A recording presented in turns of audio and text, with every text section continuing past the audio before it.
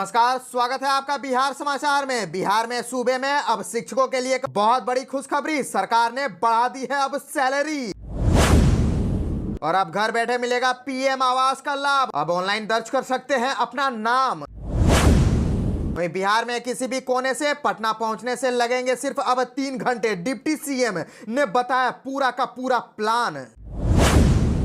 और बिहार में एनडीए के कार्यकर्ता सम्मेलन में भारी बवाल, प्रदेश अध्यक्ष के सामने एक दूसरे से भिड़े जेडीयू और आरएलएम के कार्यकर्ता, जमकर के चले लात घुसे। तो चलिए बिहार की आज की बड़ी और तमाम मुख्य खबरों पर विस्तार से बात करते हैं, पर उससे पहले आपसे छोटी सी अनुरोध है कि कृपया वीडियो को एक प्यारा सा लाइक अवश्य कर दीजिएगा, क्योंकि आपका एक लाइक करना ही हमारे मेहनत का फल होता है। तो चलिए शुरुआत करते हैं बिहार की आज की पहली और बड़ी खबर से।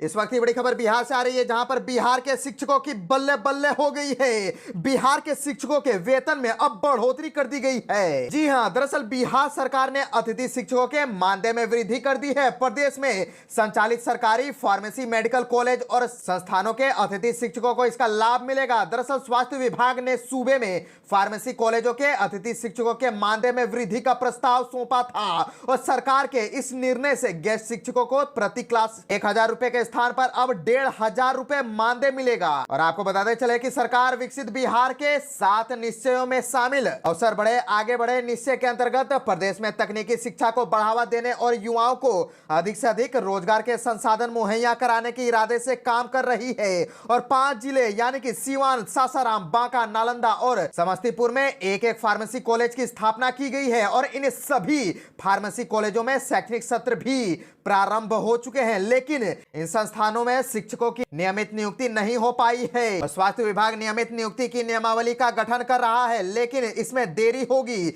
लिहाजा संस्थानों में पठन पाठन बाधित न हो और यहां पढ़ने वाले छात्रों की कक्षाएं नियमित हो, इसके लिए वैकल्पिक रूप से अतिथि शिक्षकों को पठन पाठन कराने का जिम्मा दिया गया है। अब तक अतिथि शिक्षकों को मानदेय के रूप में प्रति कक्षा 1000 रुपए दिए जाते थे। वहीं एक महीने में अधिकतम 35,000 रुपए निर्धारित की गई थी, जिसमें अब वृद्धि कर दी गई है। अब अतिथि शिक्षकों को प्रति कक्षा 1500 रुपए दिए जाएंगे और एक महीने में अधिकतम 50,000 रुपए निर्धारित कर दी गई है।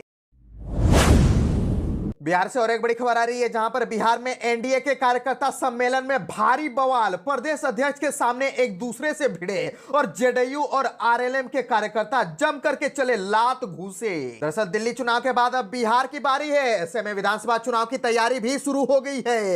एनडीए दिल्ली के बाद अब बिहार फतह करने की तैयारी में पूरी मजबूती के साथ जुट गई है। और इसी तहत हाजीपुर में एनडीए के कार्यकर्ताओं की एक बड़ी बैठक बुलाई गई, लेकिन सभा में बड़ा बवाल हो गया और कार्यकर्ताओं ने जम करके मारपीट की। और आपको बताते चले कि उमेश कुशवाहा के समर्थकों ने उपेंद्र कुशवाहा के एक समर्थन को भरी सभा में पीट दिया। और आपको बताते चले कि यह पूरा वाकया तब हुआ जब बिहार भाजपा के प्रदेश अध्यक्ष दिलीप जायसवाल मंच पर भाषण देने पहुंचे थे। प्रदेश अध्यक्ष दिलीप जायसवाल ने जैसे ही अपना भाषण शुरू किया, कार्यकर्ताओं के बीच से एक शख्स उठा और जेडीयू प्रदेश अध्यक्ष उमेश कुशवाहा के विरोध वाला पोस्टर लहराने लगा। अपने नेता के खिलाफ पोस्टर लहराते देख जेडीयू के कार्यकर्ता भड़क गए और भारी सभा में पोस्टर लहराने वाले कार्यकर्ताओं को पीटने लगे। जेडीयू के कार्यकर्ताओं ने झंडे से डंडा निकाला और पार्टी के झंडे से ही बवाल मचाने वाले शख्स को पीटने लगे। सभा में बवाल हो गया तो मंच संभाल रहे भाजपा प्रदेश अध्यक्ष लोगों से शांति की अपील करते दिखे और बवाल को शांत करने के लिए फिल्मी गाना सुनाने लगे। और आपको बताते चले कि जेडीयू कार्यकर्ता के भारी बवाल को शांत करने के लिए मोर्चा भाजपा प्रदेश अध्यक्ष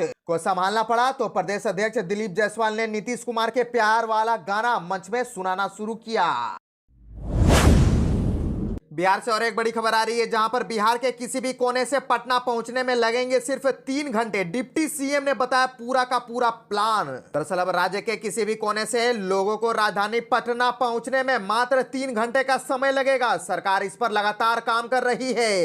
पहले 5 घंटे में लोग राजधानी पहुंचते थे। केंद्र व राज्य सरकार के समन्वय से राज्य के हर जिले को राजधानी से जोड़ने का काम चल रहा है। उक्त बातें बिहार सरकार के उप मुख्यमंत्री सह पथ निर्माण मंत्री विजय कुमार सिन्हा ने पिपराकोठी कृषि विज्ञान केंद्र परिसर में आयोजित जीविका रोजगार मेला सह पुरस्कार वितरण एवं समापन समारोह के पूर्व पत्रकारों को संबोधित करते हुए कही। उन्होंने कहा कि जब राज्य में यातायात सुगम होगा तो व्यवसाय बढ़ेगा और रोजगार के अवसर भी बढ़ेंगे। अवैध बालू खनन व ओवरलोडिंग के मामले में संबंधित अधिकारियों की जिम्मेवारी तय कर जाएगी। डबल इंजन की सरकार बिहार को विकसित बनाने में लगी है। वहीं शहर के मध्य स्थित मोती झील के किनारे रोइंग क्लब की ओर से राष्ट्रीय राजमार्ग को जोड़ने वाली सड़क को पीडब्ल्यूडी के माध्यम से विकसित करने के सवाल पर मंत्री सिन्हा ने कहा कि विभाग के अधिकारियों के साथ समीक्षा बैठक हुई और विभाग स्तर पर पत्राचार कर इस सड़क को ठीक करने का काम किया जाएगा। कॉर्पोरेट लॉबी के लिए नया राजनीतिक मॉडल ला रहे हैं प्रशांत किशोर। जदयू का पीके पर तंज। जदयू के प्रदेश प्रवक्ता एवं विधान परिषद सदस्य नीरज कुमार ने कहा कि जन सुराज के संरक्षण प्रशांत किशोर कॉर्पोरेट लॉबी के लिए नया राजनीतिक मॉडल ला रहे हैं। जन सुराज पहली ऐसा राजनीतिक पार्टी है जिसे एक एनजीओ के माध्यम से आर्थिक सहायता मिल रही है। उन्होंने कहा कि कॉर्पोरेट घराना से उसी एनजीओ को चंदा मिलता है, फिर उस धन का उपयोग जन सुराज की राजनीतिक गतिविधियों के लिए किया जाता है। नीरज कुमार ने आयोजित संवाददाता सम्मेलन में कहा कि पीके को सबसे पहले जन सुराज को मिलने वाले धन के बारे में बताना चाहिए। उन्होंने कहा कि जन सुराज इस लिहाजे से ही पहली पार्टी है जिसके बैनर पोस्टर पर राष्ट्रीय अध्यक्ष का नाम और फोटो नहीं रहता है। उन्होंने कहा कि रिकॉर्ड में इसके राष्ट्रीय अध्यक्ष शरत कुमार मिश्र हैं, वे नई दिल्ली में रहते हैं। महासचिव विजय साहू भी दिल्ली में रहते हैं। कोषाध्यक्ष अजीत सिंह सारण जिले के बनियापुर के निवासी है, यानी कि पार्टी के असली चेहरे से जन सुराज के लोग भी परिचित नहीं हैं। उन्होंने कहा कि वित्त वर्ष 2023 से 24 में जन सुराज को धन देने वाले एनजीओ को 48 करोड़ से अधिक का चंदा मिला। इसमें अधिक 14 करोड़ रुपए देने वाली हैदराबाद की कंपनी की कुल संपत्ति 6 करोड़ के करीब है।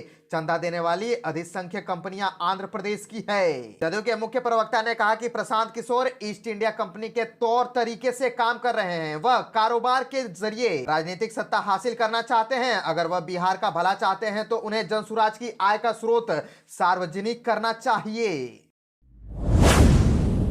बिहार से और एक बड़ी खबर आ रही है, जहां पर बिहार में अब घर बैठे मिलेगा पीएम आवास का लाभ। ऑनलाइन दर्ज कर सकते हैं अपना नाम। दरअसल पीएम आवास योजना में नाम जोड़ने को लेकर के जिले के सभी प्रखंडों में अभियान चलाया जा रहा है। इस कार्य में पीआरएस और ग्रामीण आवास सहायक को लगाया गया है। नाम जोड़ने का कार्य 31 मार्च तक होगा। आवास योजना में नाम जोड़े जाने को लेकर के सदर प्रखंड विकास पदाधिकारी अखिलेश्वर कुमार ने बताया कि अभी सदर प्रखंड के 17 पंचायत में 3,369 लोगों का सर्वे कर नाम जोड़ा जा चुका है। और वीडियो ने बताया कि सर्वे सूची में लोग मोबाइल ऐप के माध्यम से भी अपना नाम जोड़ सकते हैं। इसके लिए लिंक पर जाकर के अपनी पूरी जानकारी देकर के आवेदन को अपलोड करने पर आवास सूची में नाम शामिल हो जाएगा।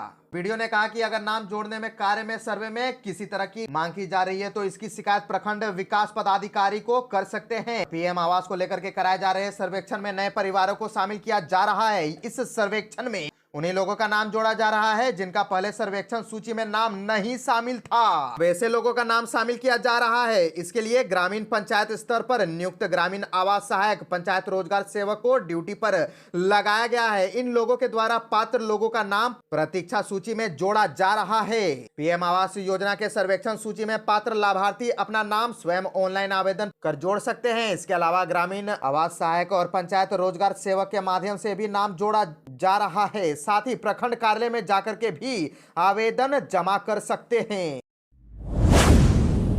सोनिया गांधी ने राज्यसभा में उठाया जनगणना का मुद्दा, कहा जितना जल्दी हो कराए। कांग्रेस नेता सोनिया गांधी ने राज्यसभा में जनगणना और फूड सिक्योरिटी एक्ट का मुद्दा उठाया। उन्होंने कहा कि यह कानून 2013 में यूपीए सरकार के समय आया था, जिसने कोविड काल में लोगों को अनाज उपलब्ध कराने में अहम भूमिका निभाई। उन्होंने सरकार से मांग करते हुए कहा कि सरकार जितनी जल्दी हो सके जनगणना कराए ताकि जरूरतमंद लोगों तक योजनाओं का लाभ पहुंच सके। राज्यसभा में शून्यकाल के दौरान इस मुद्दे को सोनिया गांधी ने उठाते हुए कहा कि खाद्य सुरक्षा विशेषाधिकार नहीं बल्कि नागरिकों का एक मौलिक अधिकार है। उन्होंने कहा कि संयुक्त प्रगतिशील गठबंधन सरकार द्वारा पेश किया गया राष्ट्रीय खाद्य सुरक्षा अधिनियम एक ऐतिहासिक पहल था, जिसका उद्देश्य 140 करोड़ आबादी के लिए खाद्य एवं पोषण सुरक्षा सुनिश्चित करना था। सोनिया गांधी ने आगे कहा, इस कानून ने लाखों कमजोर परिवारों को भुखमरी से बचाने में महत्वपूर्ण भूमिका निभाई, खास करके कोविड-19 महामारी के संकट के दौरान। साथ ही इसी अधिनियम ने प्रधानमंत्री गरीब कल्याण अन्न योजना योजना को आधार प्रदान किया।